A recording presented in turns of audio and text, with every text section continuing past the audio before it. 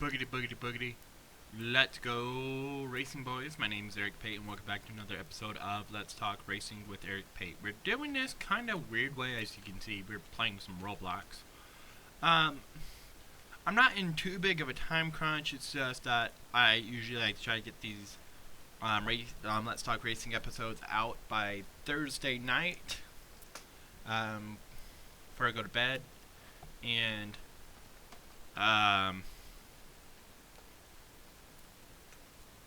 so yeah, we're gonna go over the results, the point standings, how my picks did for the week. We're gonna talk about. I didn't really think there was a big controversy of the week. Besides, maybe we just had two very mid Talladega races. The wreck of the week I would give was actually is the Carnazilla wreck because I didn't think it was that bad, but it was bad enough to sideline him. Education this week on me going into detail on in-race penalties. So you guys know at one part of the podcast I say penalties for the week, but in-race don't count. What I mean by that is let's go on another server where we don't have 11 minutes because I think it's going to take more than 11 minutes. Anyway, what I mean by in-race don't count, penalties that can be served penalties that are served during the race are penalties for the week that are not in race. Now, the reason why I don't include in-race penalties in my penalty report is because that's just going to be a long list, and it's just going to be either one of the three penalties that we see the most in race. Now, one of the in-race penalties can turn into an actual penalty that is served during that can also be served later on in the week. Again, how I make my picks, and my picks are the 3 series this week. Okay. Let's get into it. We're going to start off with the race results from the Jack Links 500. Oh, by the way, I did forget a section. It is the How Do We Race Texas. I won't say there's no real good way to race Texas, but the best way is to run the bottom in the corners and then the top in the straightaways, and then on the dog legs, be on the bottom. Do a quick left-hand turns on those. Alright, let's get into it. Alright, so the Jack Links 500 results. Start off with Austin Cindric winning the race. Kyle Larson finishing second, William Byron finishing third. Noah Gragson finishing fourth, Chase Elliott finishing fifth. Carson Hocevar finishing sixth, Alex Bowman finishing seventh. Bob Wallace finishing 8th, Daniel Suarez finishing 9th, and Austin Dillon finishing 10th. Stage 1 was Kyle Larson, William Byron, and Ricky Stenhouse. Stage 2 was Bubba Wallace, Kyle Larson, Austin Cindric. Our fastest lap of the race went to Micah McDowell. In the Ag Pro 300, we had Austin Hill winning the race, Jed Burton finishing second, Jesse Love finishing third. Fourth was Justin Allgaier. Fifth was Matt DiBenedetto. Sixth was Anthony Alfredo. Seventh was Blaine Perkins. Harrison Burton finishing 8th. 9th was Sheldon Creed. 10th was Daniel Dye. I have my phone in front of my computer, so that's why I'm not paying too close attention to all the ors. We're playing a mining game actually right now, so. Okay, where were we? Let's get back into it. We got to stage results. Time for the stage results. Jesse Love, Austin Hill, Sheldon Creed, stage 1. Stage 2 was Austin Hill, Jesse Love, Eric Almirola. Jeremy Clements ended up getting our fastest lap of the race. We don't have to worry about the truck series because they did not run, and so that means nothing changed. This weekend, all 3 series will be running, which means we will have things that would change for all 3 series regarding points and the results. Alright. Now let's get into the standings. William Byron is still our points leader in the Cup Series. Kyle Larson with his lone win in the Daytona 500, surprisingly. I am surprised that with the amount of times he has been close to winning races this year, that the Daytona 500 is still his only win in 2025. Even though this time last year, with how good of a driver he was this time last year, he hasn't won a race yet. Hasn't won another race yet this year. And this time last year, he already had 3 wins. Anyway, Kyle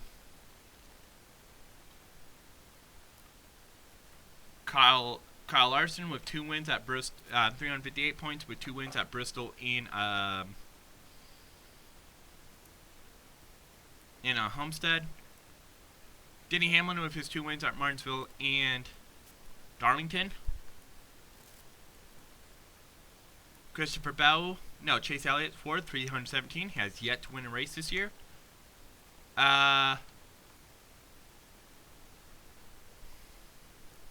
Christopher Bell with his 3 back-to-back wins at Atlanta, Coda, and Phoenix. Bubba Wallace, Tyler Reddick, 303. Bubba Wallace, 296. Ryan Blaney, 276. Alex Bowman, 274. Ross Chastain, 246. Our other winners this year are placed 14th and 21st, respectively. Austin Cindric, of course, winning the last race. And Josh Berry, who is currently 21st with 193. Our Xfinity results. No, not results, but our Xfinity point standings are the current following. Let me go ahead and finish this up, and then we'll come back and get all this lead here. Anyway, Justin Allgaier, 449 points with 2 wins. Austin Hill with 3 wins. Well, Austin Hill's 2 wins, Vegas and Homestead. Well, that's Allgaier. Hill with his wins at Atlanta, Martinsville, and Talladega with a total of 370 points. Sam Mayer yet to have a win this year with 347. Jesse Love with his lone win in Daytona with 340. Carson Kvapil, 306. Connor Zilic, 299. We'll talk about Connor Zilic here in just a second. Brandon Jones, 293, 1 win. Sammy Smith, 293, 1 win. So if points are tied, and if you guys want to know how I will break the tie, now since they both had wins, same amount of top 5, same amount of top 10s, but since Brandon Jones did not get his win based off of a post-race failure, I gave the tiebreaker to Brandon Jones. Now, I might get some Brandon Jones haters in the comments saying, oh no, I should have given Sammy Smith the tiebreaker. Sammy Smith is probably a more likable character over Brandon Jones. Well, the reason being is because Brandon Jones legitimately won his race. It wasn't just given to him. Like the Sammy Smith win was. Okay, Jet Burton 291, Sheldon Creed 290. Our other winners this year are 2 part-timers of Eric Almirola and Kyle Larson. How my picks did, like I mentioned, obviously Austin Cindric won the race.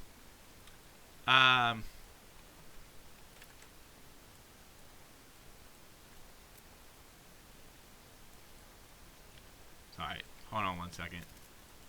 Let me get this iron. Okay. Austin Cindric won the race. Chase Elliott was 5th. Well, he was really 6th. No, he was 7th.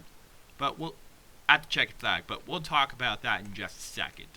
We'll come back to that in just a second. Ricky Stenhouse was 14th, but got credited with 12th. Again, we'll come back to that. Every driver I'm going to say from now on for the Cup Series, they actually finished 2 positions at the start and finish line. They were actually 2 positions ahead. They are credited 2 positions ahead than where they were at the line.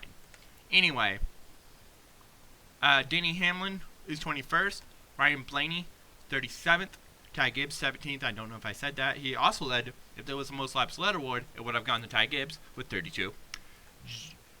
Ryan Blaney was the first car out of the race in 37th. Joey Logano, after failing post-race inspection, was 39th. Was originally credited with 5th. We'll come back to that in just a second. And on the Xfinity side of things, Austin Hill won. Jesse Love was 3rd in a 3-wide with Jed Burton. In Austin Hill, Allgaier got 4th. Nick Sanchez was 15th. Carson Guapul, 17th. Connor Zilic, who crashed on the last lap, was 28th. Jimmy Smith was 31st. Sanchez was 15th. Anyway, again, I would say the wreck of the week would be the Connor Zilic wreck, because I didn't think it was that bad, but until after the race, it got announced yesterday that he would not be racing in the Texas race because of the wreck.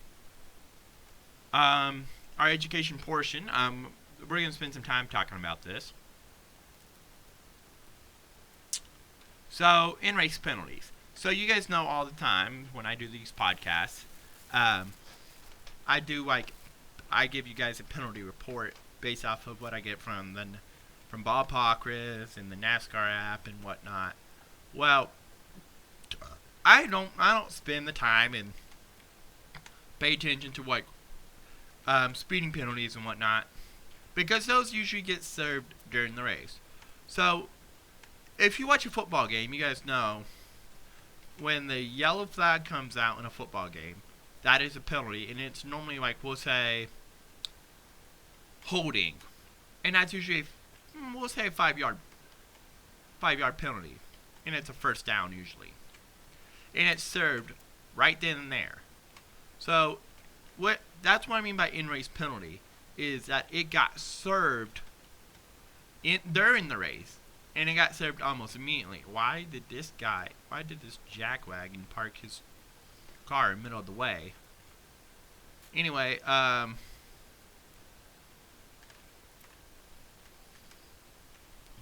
so when I say penalties, but not in race, that means it didn't get served while the race actively happened. So, for example, anyway, so now let's go into what are in-race penalties. So, typically most of the time, in-race penalties, they are served one of 2 ways. If you commit the penalty under green, you have to go down pit row and do a drive-through penalty. If you get a penalty, if you get one of these in-race penalties while it's under caution, they just make you go to the back. And speeding, for example. Now you might be asking, how can you get in trouble for speeding in a sport where you're supposed to speed? Well, that's confusing. I might confuse the hell out of some of you guys here in a second. So, speeding is a penalty in NASCAR when you are on pit row. There's at every track if it's different. So, if you speed on pit row in NASCAR, you can only go, let's pick on Texas, for example. I think you can only go 45 miles an hour on pit row at Texas. Bigger the track, the higher the speed limit is. So, track like Talladega, you can, I think that speed limit's 55 miles an hour. So, again, it's a bigger track. Talladega is a bigger track. But we'll say track like Martinsville, which is the smallest NASCAR track on the Cup Series circuit, is Martinsville. Alright, so thinking about it, so let's talk about it for a second. That's only 30 miles an hour. Now, typically they will allow you to go 5 miles an hour above it. So, they do allow a tolerance. There's a little bit of a tolerance. So, if it's 30, that means the speed limit means the fastest you can go without a penalty is 35. Or if it's 45, like we said at Talladega and Daytona, that is Talladega and Daytona, that is 45 like we'll say Talladega or Daytona. I think Daytona is actually 55 at Daytona and Talladega. I could be wrong. Oh yeah, it is. At those two tracks it is 45. Anyway, what am I trying to say? I'm having a brain fart. So, you can go 60 at Talladega and Daytona on pit road without getting a penalty. Versus, now, if you pit inside your box, you will not, in your section, if you are still at least in your section, no, if you are still in your section and you left, you can speed in your section. Because that's the only section for you that won't be timed.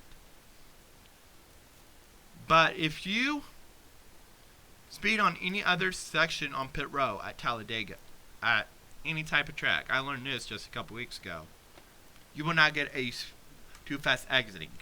Anyway, removing equipment, that is like, if a jack gets stuck on the car, or I think it was Bristol last year, it happened where Justin Allgaier got the reciprocating saw stuck on his car. I've seen jacks like that, the jacks that like jacks up the car. I've seen those get stuck on the cars, and usually most of the time to serve that, I think it's the same penalty. Green flag. Yeah. No. You just have to come down pit row and just remove. Just bring the equipment back. But what? And then another example of a in-race penalty is driving through too many pit boxes. I mean, you're only allowed to drive through 3 pit boxes. The pit box, 1 or 2 pit boxes behind you, your pit box obviously, and the pit box in front of you. And then if you drive through now there are some pit boxes that are not in play for that penalty. And it's usually like the mobility pit box and like the race control. I think there's a race control pit box. They will not count those towards like there are 2 vacant pit stalls at entrance and exit pit row, and typically those are not in play for driving through too many pit boxes. Now, one of these penalties, can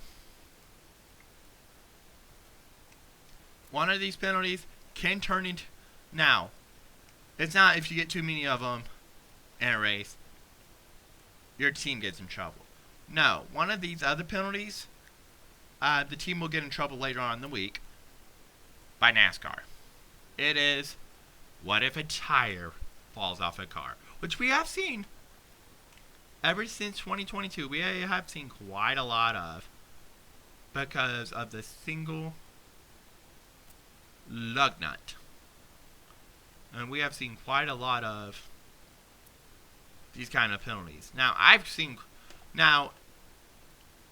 in 2023, before they changed, before they changed it before the 2023 season, it was Jackman, tire changer responsible, and crew chief were all suspended for 4 weeks each time. But they changed it after 2022 because I thought, for the first season with a new car, for the first season that we just had one single lug nut on the car, I think what they should have done was what I, not what I just said. I thought 4 weeks was a little extreme. I mean, everybody's trying to learn. Everybody's trying to learn how to do the single lug nut pit stops. And 2022 season was a learning curve because that was where the tires falling off came the most, was ever since we got it, I feel like. But I do feel like it was a little too extreme in 2022, 4-week vacation. Now, this kind of penalty can be served during a race. If it's on pit row under green, if a tire falls off a car on pit row under green. Now, it is now a 2-race suspension for the jackman and tire changer responsible. And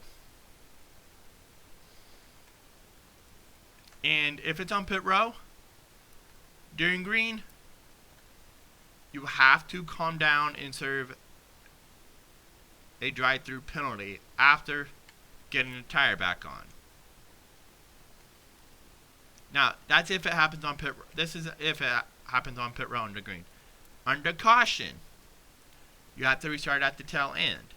Now, if it's on the racing surface, regardless if it's on pit row, no, under green or under yellow, regardless, if a tire falls off a car, under green, on the racing surface, under yellow or green, you are held for 2 laps. And then the same penalty will apply later on the week with the tire changer and jackman suspended for 2 weeks. Now, I would change up this penalty, but that's gonna be probably next week's episode. I might be like, oh, what penalties? I'm gonna do like a video talking about what penalties would I change actually in the near future, on how they should be served. And that's gonna be the topic of the tire falling off the car. Alright. Penalties that were not in race this week. Where we're actually from the second and first place drivers of Ryan Preece and Joey Logano. Preece finished second. This was when they took the checker flag. Preece was second. Logano was fifth. But Preece had a couple shims missing. No, he had 3 shims on the spoiler missing, and then Logano had a bolt missing on the spoiler, and they were disqualified. And just last week, actually, Jesse Love, I believe we said last week, got disqualified for this exact thing, actually, after he won. And honestly, I'm about to call out Richard Childress, but I feel like Roger Penske is a lot smarter than Richard Childress, because Childress tried to file for appeal, and his appeal was denied. Now, here's the thing. Now, I might have just pissed off some Richard Childress racing fans. Hell, I'm one myself because of my favorite driver is the driver of the 8 car that is owned by Richard Childress. I'm a Richard Childress fan myself. And honestly, with the Austin Dillon penalty last year and the where he tried to appeal, and he appealed like 2 or 3 times, but lost all of them. But Penske said later that night, I'm not appealing, and then RFK the next next day said they weren't appealing. They said that